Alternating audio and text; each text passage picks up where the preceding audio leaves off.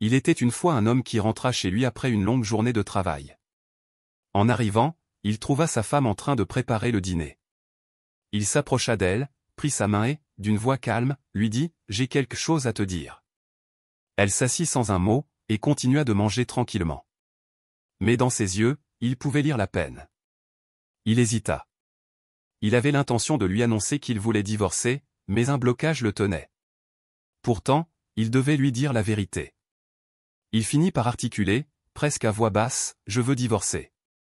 Elle ne sembla pas surprise, mais lui demanda simplement « Pourquoi ?» Il esquiva la question, et sa femme, visiblement bouleversée, lança les baguettes qu'elle tenait et s'écria « Tu n'es pas un homme ».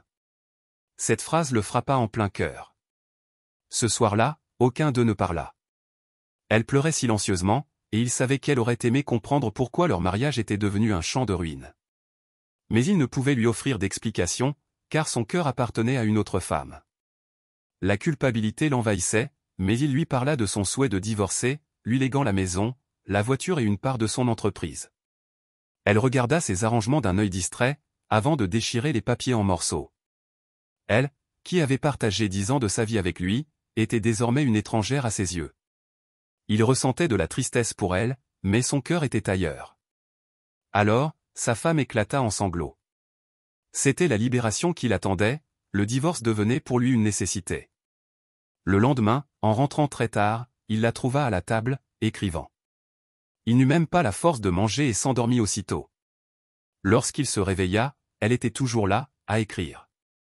Il la laissa faire, se retourna dans le lit et se rendormit. Le matin, elle lui présenta ses conditions de divorce, elle ne voulait rien de lui, mais avait besoin d'un mois pour organiser tout cela, un mois où ils devraient vivre aussi normalement que possible pour le bien de leur fils, qui devait passer un examen. Elle demanda aussi que, pendant ce mois, il lui rappelle comment il l'avait portée dans leur chambre nuptiale le jour de leur mariage. Et chaque matin, il devait la porter du lit à la porte. Ces demandes semblaient étranges, mais il accepta. Après tout, il devait respecter son souhait. Il en parla à sa maîtresse, qui rit de la situation. Elle trouvait cela absurde, mais il ne pouvait ignorer les dernières volontés de sa femme. Les jours suivants, l'homme commença à porter sa femme tous les matins, comme elle le lui demandait.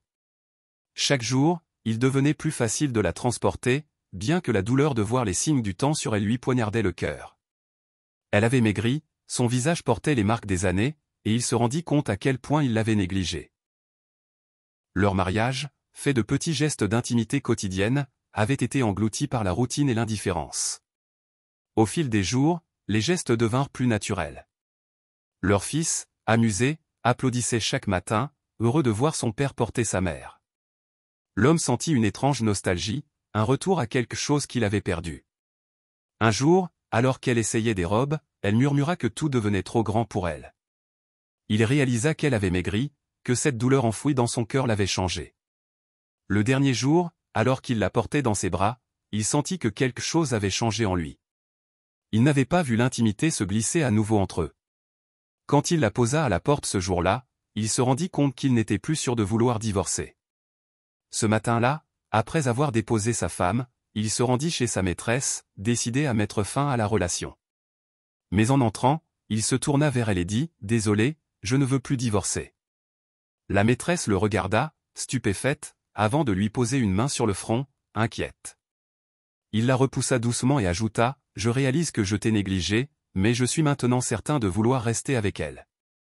Il monta les escaliers précipitamment, sortit en courant pour acheter un bouquet de fleurs, et rentra chez lui, souriant, la tête pleine de nouvelles résolutions. Mais lorsqu'il entra dans la maison, il la trouva allongée dans le lit, morte.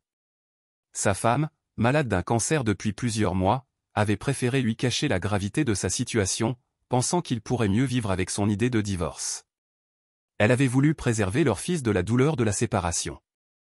Ce qu'il avait négligé, c'étaient les petites choses de la vie, ces détails qui, au final, construisent l'intimité d'un couple. Il avait cherché à fuir plutôt qu'à réparer ce qui était cassé. La vie lui donna une leçon tragique, les petites attentions, les gestes quotidiens, sont ce qui fait durer l'amour. Mais parfois, on ne se rend compte de leur valeur qu'une fois qu'il est trop tard.